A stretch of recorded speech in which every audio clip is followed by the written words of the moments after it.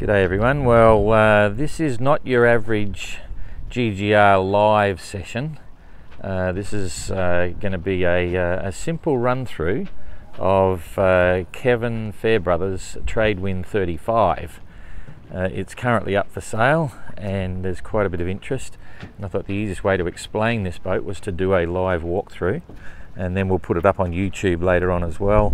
It's going to sell in the next couple of weeks, so Kevin's departing tomorrow and he's left it up to me to talk to the various people that are interested in the boat. So I'll give you a rundown and a bit of history and so on. This is John Rock, the designer's own boat. He was the designer builder of the Tradewind 35, and he built this one for himself in 1993. Only sailed it for locally for a year or so, and then it was sold to a New Zealand couple who sailed it from England down to New Zealand over 2 years. Beautiful cruise, and then from there it was put up for sale again to another guy who sailed it across to Australia, and I bought it off him in Australia a couple of years ago, planning to do the, or three years ago or more, planning to do the Golden Globe race, and then when I pulled out, Kevin bought it from me and did the modifications for the GGR. So, being John Rock's own boat, and I should say, yeah, if you're not up for understanding the or wanting to know about the intricacies of this boat, you probably want to switch off and go somewhere else now. But anyway, when John Rock did it, he actually strengthened this boat substantially. Got a lot more glass all down the stem of the boat. The hull deck joint has been severely upgraded. He put all new material in there, and so there are lots of little modifications done to make it as strong, probably the strongest one that's ever been built. It's yeah, glass, obviously glass composite construction, really thick solid hulls. I mean, I won't go into it. Basically built to Lloyd's 100A1 spec, and then it's become the ultimate world cruiser and a pretty neat boat to do the GGR. Interesting point is, and I've gone through this before, down there under the boat is a 3-bladed fixed prop, which creates a lot of drag. So if someone's buying this for anything other than cruising, they might want to take that fixed blader off and put a 3-blade prop on, folding prop, and you'll save yourself, around the world it would probably save nearly 3 weeks of sailing time. It creates quite a lot of drag at 5 knots, about half a knot even. It's got the hydrovane wind vane on the back. This is the original one. It's about it was put on a year or so after John built it, so maybe 20 years old, 93 years, something like that. But it's completely rebuilt to new spec using all the latest shafts and bits and pieces, you know, 1,500 pounds worth of bits and pieces in there.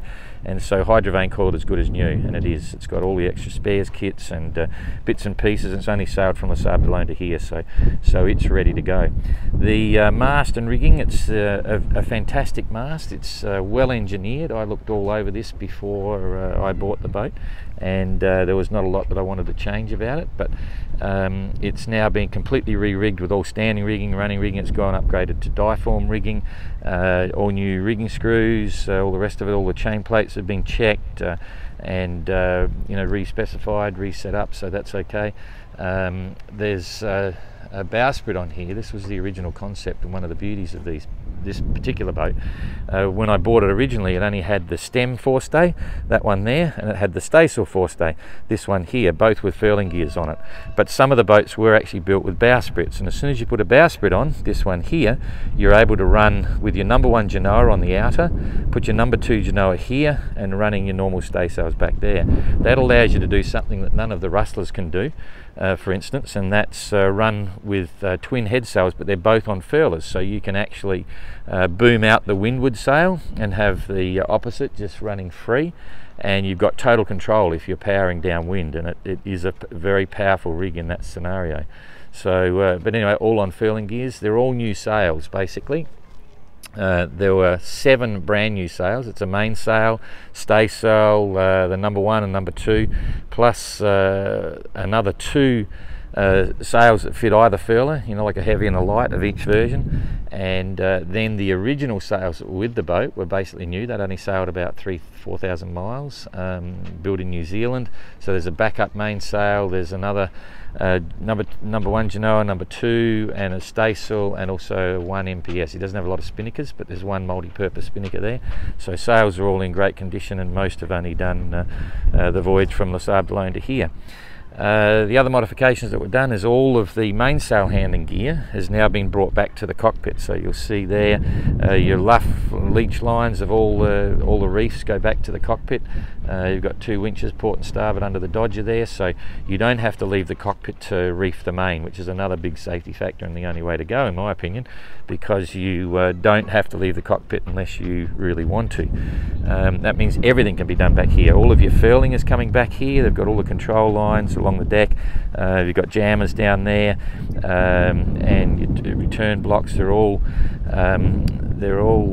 Anderson stainless steel winches, all in perfect condition, new ones up there as well, so it's all pretty much ready to go in that department. The dodge is good. There's clears that come down to completely seal that off as well, so that's a bit of a rundown. It's got the wheel steering, but you'll see it's got a very efficient down the bottom of the pedestal there. You'll see in the cockpit, that's the head of the tiller shaft coming up. It's got a very big stainless steel emergency tiller that comes right up high above the wheel and extends forward from there. So if something did happen to your steering, you're okay. But in fact, I know a lot of people looking at this that are looking at the boat, no Tradewind boats. The pedestal there and the steering is actually solid linkages. It's not wire. It's actually a solid link that goes to a tiller arm below the cockpit floor there, cockpit sole, that is very foolproof. There's nothing to go wrong with it. No wires to break. It's all greased up, ready to go. When I had it, I completely rebuilt the pedestal, the main axis shaft there, and built another spare set of all the bearings and shafts and all that sort of stuff. So that's all good.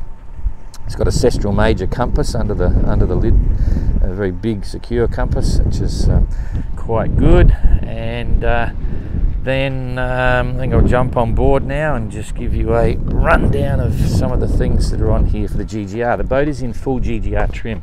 So on the back here, that little aerial there by the outboard bracket, that's set up for the AIS alarm. It's compulsory, so any AIS hitting that will set off an alarm down below. You've got various sensitivities that you can adjust to not have every boat in the area have it going off. You can make it high, medium or low, but that's what that one is. The little white hockey puck here, that's a YB3i. That's the unit which is providing you with all the tracking data on the 24-hour tracking system for GGR on the live tracker. Now, the entrance here can't use that for any transmitting or receiving of messages, but if you're not doing the GGR, you can just have an iPhone and you can just tap into that, and with your iPhone it's a full messaging system as well, so you can send messages to whoever you want, any phone number, any email address, and they can actually reply as well. It's only short burst text messaging. With an iPhone you get up to 150 characters, so that's the YB3i. Over here, the big white thing there, that's an EchoMax radar transponder and detector. So what that does is any radar unit that's on a ship, when it hits you, this amplifies the return signal. So it sends back a signal, making you look like you're a major size fishing boat rather than a fiberglass yacht. So it increases your return signal substantially, but it also sets off an alarm down below so that you know, if you're in your bunk, you've been hit by a radar from a ship in the area, and that sends you back into the cockpit to have a look and say, where's that radar signal coming from? So that's pretty straightforward as well. The other little white one, that could be the, in fact I'm not sure whether he's fitted it, but that might be the Ais Transponder, but I'll just have to check on that one. Down the bottom here, we've got the Walker towing log, back up for the whole system.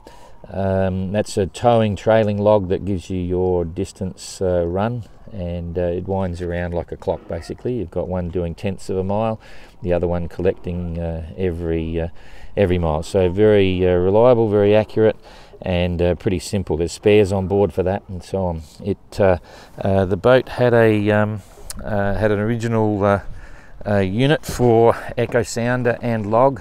This is there as well, but the paddle wheel will be out at the moment, and that's probably in Les Sables. When Kevin left Les Sables, there was any number of bits and pieces left behind. This is the tri-data unit, and that's the echo sounder. That's still operational, but the sender for the paddle wheel is in Les Sables. So all you got to do is fit that, and you've got an electronic log plus electronic echo sounder. The other one just here is that timber one. There is an Autohelm 6000 on this boat, and he actually carried it. It was sealed up and it can be reinstalled. You just got to put it has a big linear electric drive, not like a normal cockpit tiller. This is fitted below deck. You just need to fit that and put the control head back on, and you've got a full 6000 Autohelm autopilot. A couple of things here, you'll see there's cuddies in the cockpit. That's sealed off because underneath it's not completely watertight, and under race rules it had to be. If you were cruising this boat, you'd just take these covers off and you would use the cuddy cabin for sheets and so on. But Kevin's got rope bags around the place. You see these big blue bags, that's to control all the sheets and so on. Same back here, there's rope bags everywhere. Of course, you've got your normal life buoy on the back as well as a life sling. So you've got a life buoy with light and drogue and so on. All the safety gear for GGR, which you can get off the notice of race, is all on board. So it's very comprehensive. This is one of the approved life rafts. It's a Viking, Viking Pro self-riding life raft. Not one of the cheapest on the market. They're very expensive. This was new just in December. So you've got a four-man life raft ready to go there. The other thing about the cockpits here on these boats, great big storage down below. You've got big cockpit lockers. They're all sealed up so they don't drain into the hull. You've got two, you've got one on each side, one on the other side here as well. Massive. This one's the biggest one. It goes all the way through the back of the cockpit. And then if I get up the top here and show you the stern, there is actually under the life raft there's actually quite a large storage area. Originally the boats had gas bottles in there, all the rest of it, and that whole timber panel was actually the access, but it's been sealed up to make it completely watertight. And Kevin took one of the deck hatches off and stuck that on there. You could replace all that back to original, have a bigger hatch there and take off the deck hatch or whatever you want to do. There's a lot of storage under the back of the cockpit there, under that back deck. The main sheet traveller, very traditional. Everything's there. It's all been upgraded. All new travellers, new cars, new adjusters, the whole lot. So all way oversized. So there shouldn't be anything happening there.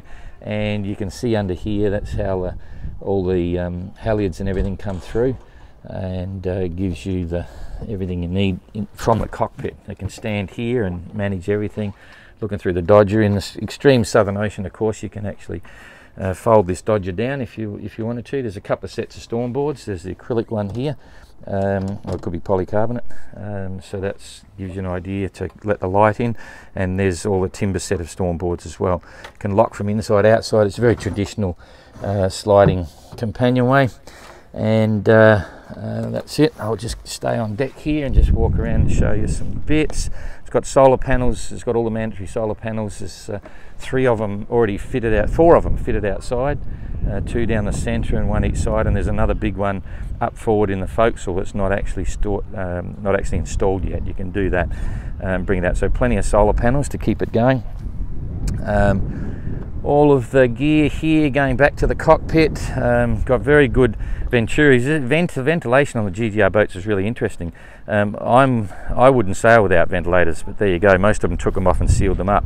On the Tradewind, they've got really cool Dorade boxes there and big stainless steel cowls. Now the cowls are you can just screw them back in again, so you get 2 really good ventilators. Even if they're leaking, the one on the port side here, this one here goes into the head compartment, so even if it dribbled a little bit of water, it doesn't matter, it's a wet area. The other one goes into the passageway, and the same thing again, but it allows you to keep ventilation going through the boat, and air is important. I think condensation is going to affect a few of the skippers later on, but anyway, that's the way it goes.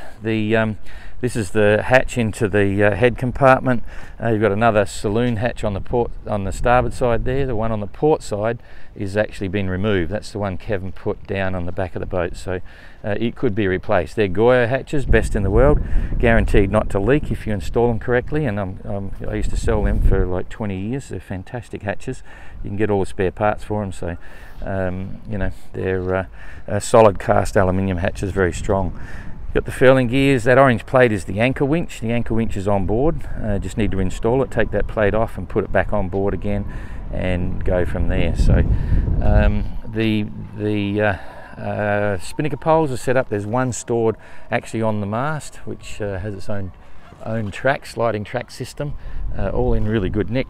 And the other pole is actually stored on deck, so just stored down here, pretty simple. So you've got two options there, and that makes the perfect jury rig. The boat's already been trialled with a jury rig, and the hydrovane, of course, is the emergency steering gear. So this boat, the best part about the Tradewinds, in fact there's a couple of things about the Tradewinds that I really like, and let's forget about the speed component at the moment, the GGR, because a lot of that comes down to the Sailor, but this working foredeck, this low cuddy house back here, and then the working foredeck is just brilliant. It's the most comfortable and the most safe and the most easiest to work on, much better than having a cabin top running down through the middle of the boat. It very much reminds me of my BOC boat, Buttercup, when I did the BOC, which was a 50-footer with a flush deck. It's just brilliant to walk around, and it gives you a lot of storage, a lot of living space down below. This boat is huge. It's quite surprising. Tradewind 35s are pretty neat boats.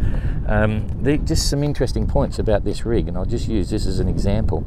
It's a really good rig, very well engineered and designed. This is usually a weak link here, where you would see at the gooseneck you have your boom, and they would weld these plates on. That's not a welded plate. It's an extruded U section. Okay, so there's another one on the other side with a plate at the back.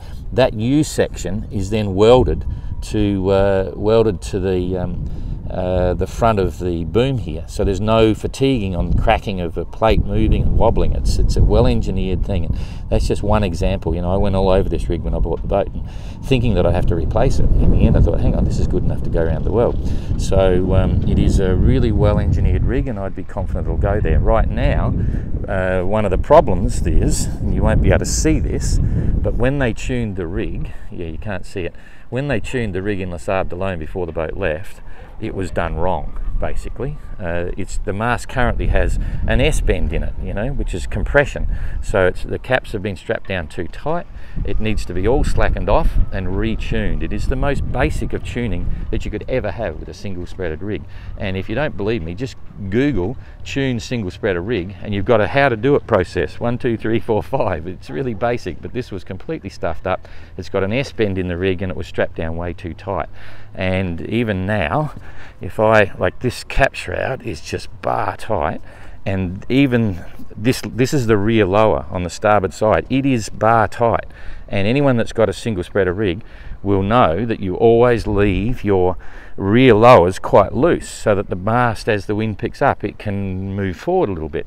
I should be watching at me there. So it can move forward a bit, and it creates a flattening effect on the mainsail.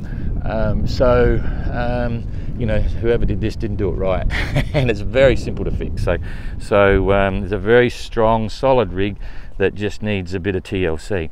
It's got a boom brake there to hold it here.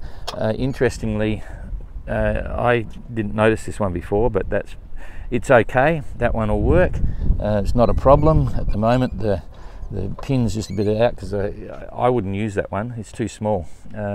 It's specified for this sort of size boat, but this is a big, heavy 35-footer. I would definitely use the next size up.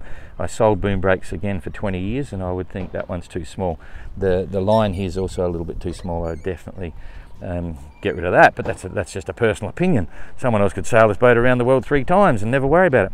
So plenty of options there with all the tracks and bits and pieces. Okay, so you've got water tank filler there on deck, and there's a fuel one on the other side. One of the mods that Kevin did for the GGR was he disconnected the hose from that deck filler down to the water tank, and the same with the fuel tank. So you need to fill from inside. That's to stop any chance of contamination and so on for the GGR. Anyone that's cruising this boat could easily reinstall those pipes and come back to the standard process of filling from the top as you would any other boat. So coming down below, this is a boys' boat at the moment. It could easily be turned into a girls' boat. This is a bloke space right now, but anyway, huge headroom. That's the first thing. I'm a 1.8, so at the moment I've got that much above my head standing here. But when you come down here, this is nearly 7-foot headroom, just inside the, underneath the cabin top there, and it comes right back to the middle. So yeah, quite huge amount of volume with that concept of being a small cuddy cabin and ready to go. So the galley's all very traditional. You can just Google Tradewind 35. They're all done pretty much the same. This one had a really nice teak fit out, or it has got a really nice teak fit out because it was done for John Rock himself. The stove was removed. It had a 3-burner gas stove when we had it. I took it out and I was going to put an Origi Metho in. Kevin's put a little Maxi Metho stove there. This cover comes off, obviously. That comes off. That's just to cover the stove. So you could, if you're cruising, you could fit any sort of stove you want. But Metho's kind of cool for long distance sailing, but you know, some people are using gas and all the rest of it. So you've got all the usual, I'm not sure what I'll find in here, all the usual storage lockers.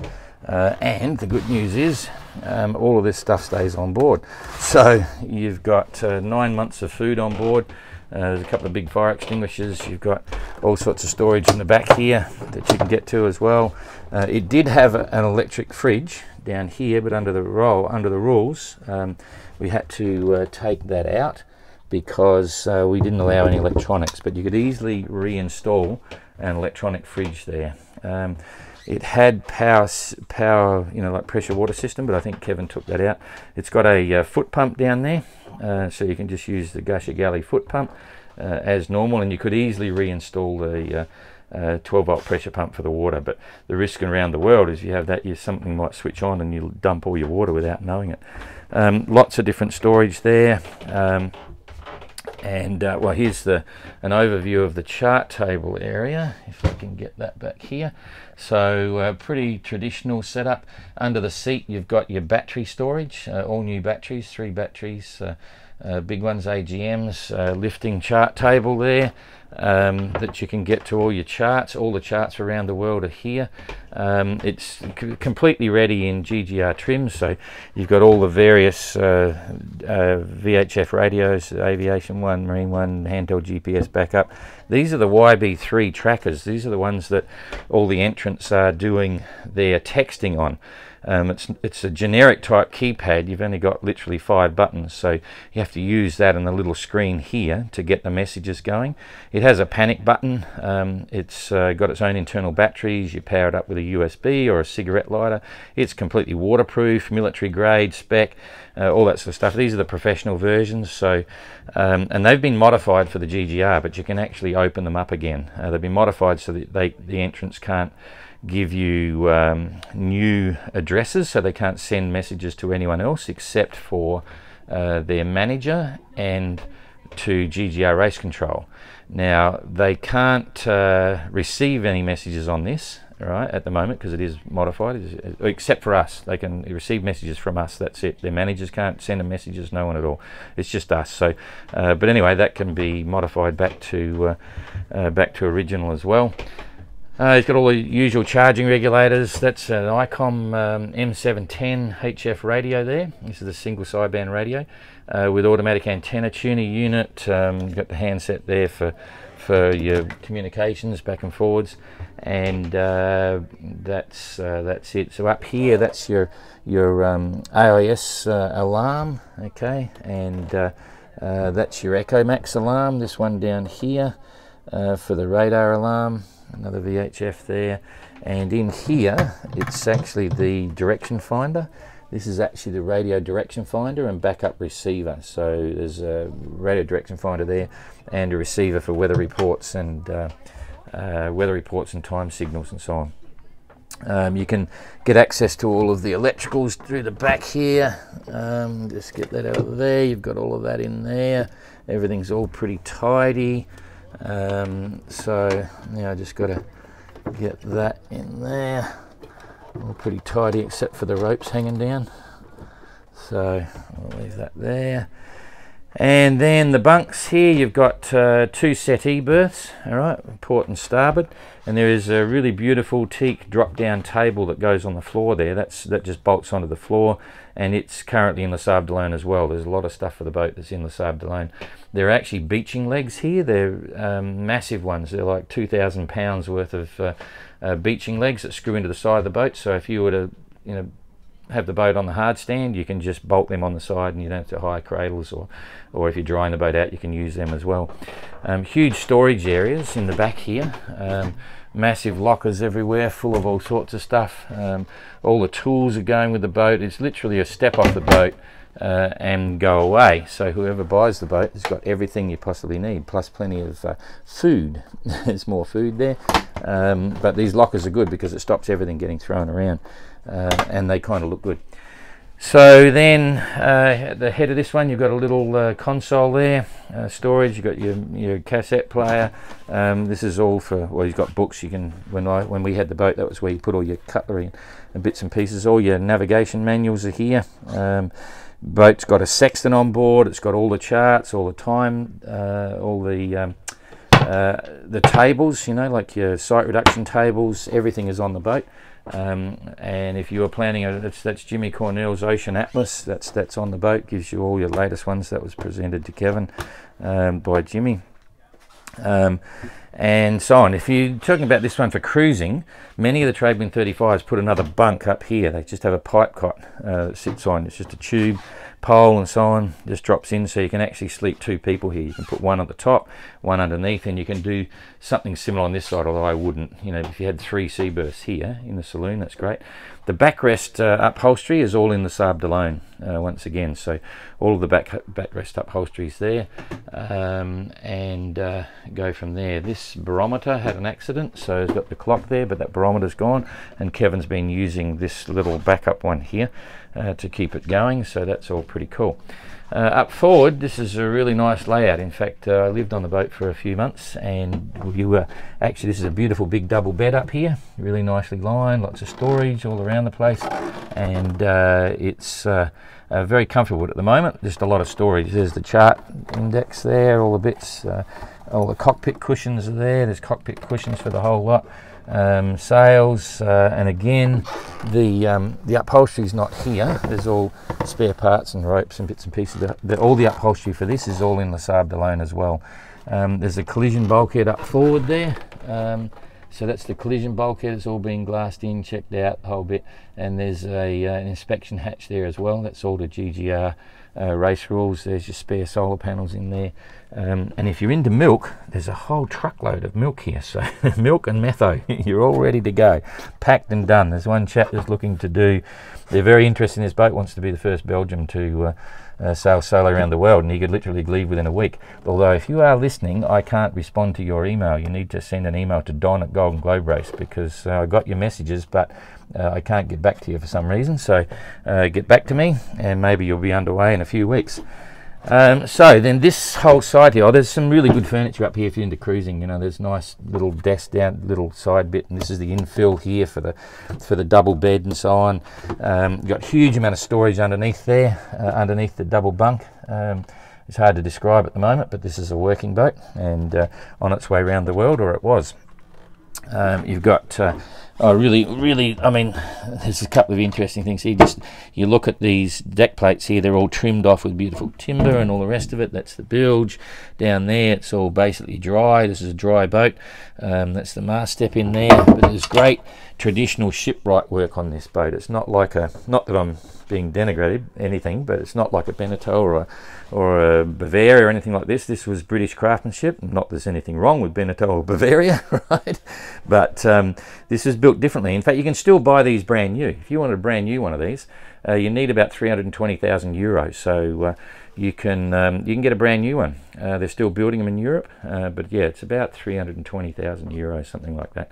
And that's as a standard boat. By the time you spec it up, it's probably up to nearly 400,000 euro, but that's another story. Okay, so the engine, I should pull this apart. Hang on, I'll finish up here. I didn't finish forward. I'm shooting from the hip here. This is actually a big storage locker here. So you open it up, and it's quite massive. It's a bit hard to see, but there's big storage racks all on that side. On this side as well, holds a massive amount of gear. Okay, so that's how that works. And if I go over here, you can see it's that whole section here from the main bulkhead all the way to the back way down there, and it's got a closing door, so whatever goes in there stays in there. Then now we're coming, what you can see now, they've got the head compartment on the port side. It's all kind of nice door, all the rest of it. They had to leave their dunny doors on for the dunny doors on for the race. It's got a super dunny down there. This is a really nice compartment. It's really nice and clean. All the rest of it, you've got really good access in those cupboards there to all the plumbing, all the skin fittings, all the valves, everything. All the valves in the boat are easily accessible. It's built properly. Lockers there that get into storage, and then your vents up the side and so on. That's the GGR Survival Suit. It's a mobility survival suit. You know, they're about €700 or something. And this one is the GGR first aid kit. That's £1,500 offshore first aid kit, which has got all the bits and pieces in it as well. So it's got the ventilation hatch up the top. A really nice space. You've got full standing headroom. There isn't a shower set up in this one, but it's all set up for a shower. So you've got your normal grill, draining sump, all the rest of it. They've never used a shower in this one. When we bought the boat, this was spotless. It's never had a shower in there. And the Super Dunny is the best because it's very simple. It just uses a bilge pump to evacuate the bowl. It's really simple, nothing to go wrong. It's effectively a pump out bucket with a bilge pump in it to pump it out. So it's not like your traditional marine toilet. Very reliable, very simple. You can put the pictures back in the frames there if you want to. There's picture frames, beautiful teak fit out. It's really quite nice. So that's a picture there of the way in. So you've got a double bunk up the top there. You can pull the centre part out and makes 2 single bunks. You've got the big storage locker on the side. You've got the big head compartment there, and yeah, lots of storage here. I'll do a long shot down the back. So they're actually spare battens hanging down there that Kevin's got. So so all very cool. And now I'll just get into the engine compartment here. You just take that one out of there. Take that off of there. You just undo this and that. I might have to put the camera down to get this off. I don't know whether anyone's looked in here for a while, but it's a Book 20. There it is. Okay, so we rebuilt this motor, and the engine hour meters now, what's it saying? I can't see it, I haven't got the glasses, but we rebuilt this whole engine a couple of years ago when we sold it to Kevin. Everything's been redone, everything was checked, the engine mounts, all the stern tube and everything. It's a Book 20 horsepower. It really pushes the boat along nicely. It's completely, this is like a commercial engine. You know, I don't think we need to say much about Book. They're really good, and that's a good one. It was well looked after and completely rebuilt, all ready to go. So, and it does the job perfectly. So that's, and you've got good access to it as well. So you can take this whole box apart. This front comes off, and there's plenty of room to get around it and work on it, which is kind of cool. So I'll stick that back in there. I'll show you under the floor in a minute, because if you're like me, you'd like to see in the bilge, see what's happening. I've got no idea what's happening in the bilge at the moment. That goes on there, that goes there, that one goes there. Rightio, let's see what surprises we've got. First of all, we'll just undo this one here. These are the, I'm trying to do this single-handed, which is a bit tricky. Okay, so this is the engine, the stainless steel fuel tank. That was all redone. Stainless steel fuel tank, filters, bits and pieces. It's got the various alarms there. It's all clean, so and really well built. It's got big electric bilge pumps and so on. All the fuel lines have all been redone to GGR specifications, so that's that one. And then under here, in this is in the under the main floor, you've got a big double action bilge pump there going into the forward compartments. You've got all the engine water inlet outlet. You've got the engine start battery there, just a little one. All the fuel filters, water filters and so on. So and that's the main water tank down there. Kevin's, you know, everyone, the water tank's perfect. They're all flushed out, cleaned out. and the water in there is very sweet, so that's pretty straightforward. It's got all sound insulation everywhere. That sound insulation is part because it's in the engine compartment as well. Effectively, that's the flywheel of the engine up there, so it's quite straightforward. Okay, so that's under the chart table there. Chart table's a lift up, got all sorts of goodies in there that just stay on the boat, and I think that's about it. This is the very important crew member. This is the Citran Bear. If someone was sailing this around the world, we might leave Citran Bear on board. If you're not sailing the boat around the world, we will probably take it with us. So it depends on the new owner, but then it would be auctioned off to raise money for Citran, our motor neurone disease, Alzheimer's and Parkinson's charity. So just to give you a size scope, Jane's just turned up. There's Jane in the companionway. So we've got many memories on this boat, and it was the one that I would have liked to go around the world on, but there you go. Now I'm going to do it in a Joshua class in 2022. The portholes on the cabin side here were actually Goyo portholes. They could be resurrected, they just need new gaskets and so on, but Kevin bolted acrylic on the outside, so so that's really about it. Okay, so that's a quick live run through. I think we can head out of here now, Jane. It's getting hot, getting warm. Yeah, no, you can go back there, and we'll just give you another overview, a quick perspective of the boat. There's lots of pictures in the GGR files about this boat, so there's other opportunities to see all about it, and it is a standard fit out concept, so you can look at other Tradewind 35s in England.